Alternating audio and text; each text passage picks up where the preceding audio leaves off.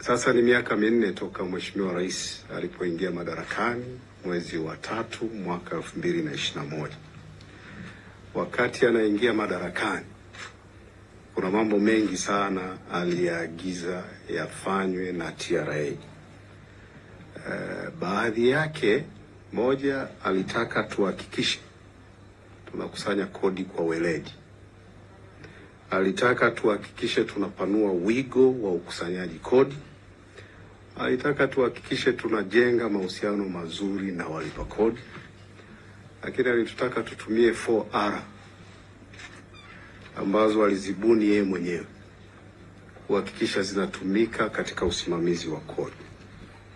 Leo nina furaha kuwaambia walipa kodi na Watanzania kwamba katika maagizo ya Mheshimiwa Rais, TRA imetekeleza maagizo yote na kupata mafanikio makubwa sana. Moja ya mafanikio ambayo tumepata ni haya yafuatayo. Moja, tumefanikia sana kupanua wigo na kuongeza makusanyo ya kodi. Kwa kupanua wigo, maana yake tunaongeza idadi ya walipa kodi, lakini hata wale walipa kodi waliokuwepo, kama alikuwa analipa 10, sasa analipa 20. Huko nako ni kupanua wigo. Na kupanua wigo kunathibitishwa na ongezeko la makusanyo. Wakati Mheshimiwa Rais anaingia madarakani, tukifananisha toka mwaka wa fedha huu umeanza, ambao ni Julai 2024 mpaka Februari 2025, miezi 8. Ukifananisha na miezi 8 kabla hajaingia madarakani, Julai 2020 mpaka Februari 2021, soon kabla hajaingia madarakani, Mamlaka ya Mapato iliweza kukusanya jumla ya shilingi trilioni 11 na bilioni 920.